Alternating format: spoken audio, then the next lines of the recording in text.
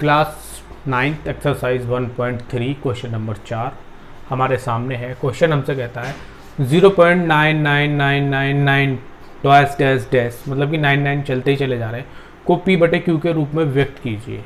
करना तो हमें बस इतना सही है, व्यक्त कीजिए। आगे उसने कहा है क्या आप अपने उत्तर से आश्चर्यचकित हैं? ऐसा कोई है नहीं कि आप आश्चर्यचकित हो जाओ, ठीक है।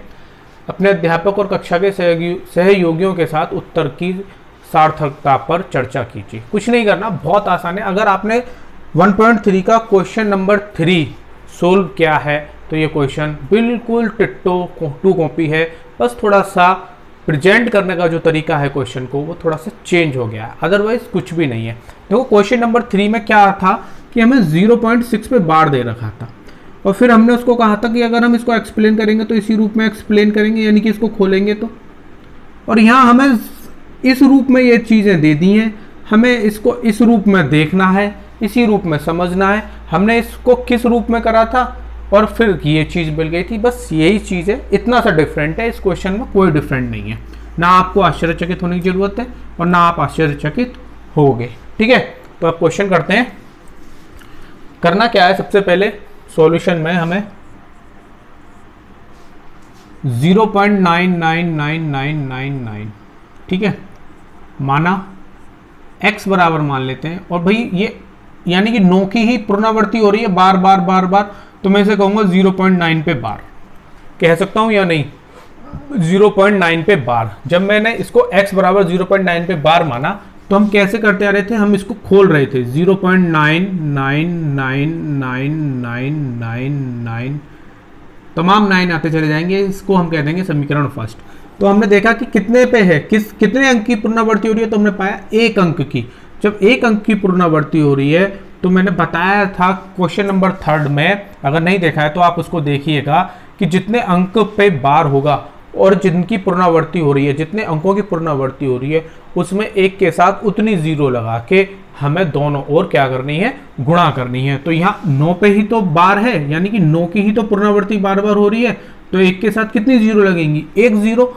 अगर मान के चलो इन दोनों पे बार होता तब हम 1 के साथ कितनी जीरो लगाते, तो हम कहते सर 2 जीरो लगेंगी, क्योंकि 2 डिजिट पे बार है।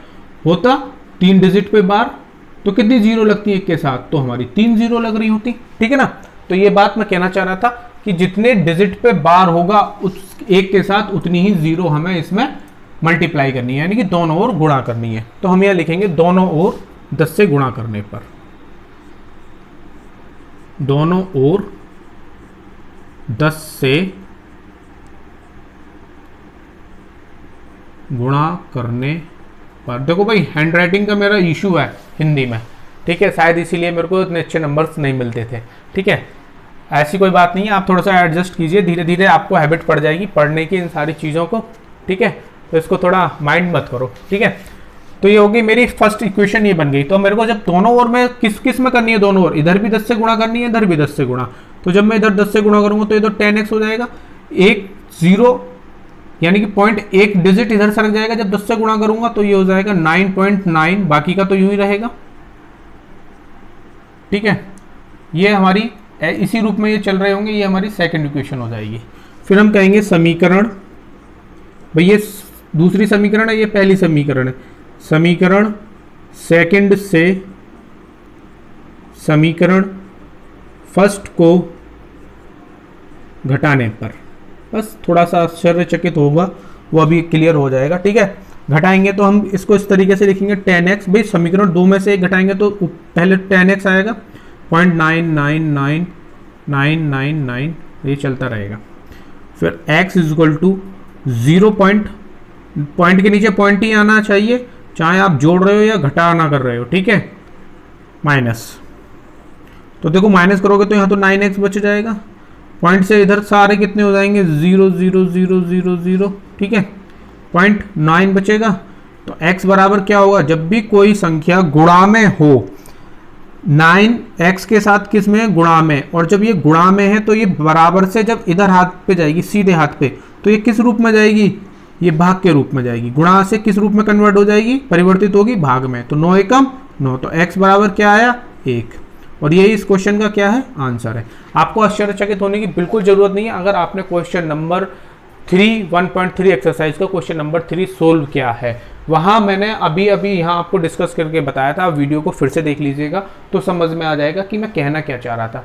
क्वेश्चन हमसे कुछ नहीं कह रहा था, उसने 0.9 पे जो बार है, जो मैंने कहा है, मैंने इस नंबर को x बराबर और इतना माना है, ठीक है। उसने इस चीज़ को एक्सप्लेन करके रख दिया है आपके सामने। और जब आप इस चीज़ को करोगे, क्वेश्चन नंबर 3 के 3 पोर्शन हैं, जब आप उनको लगाओगे तो आपको खुद ब खुद समझ में आ जाएगा कि हमें करना क्या था इस क्वेश्चन में। ऐसा कुछ भी नहीं है, ठीक है।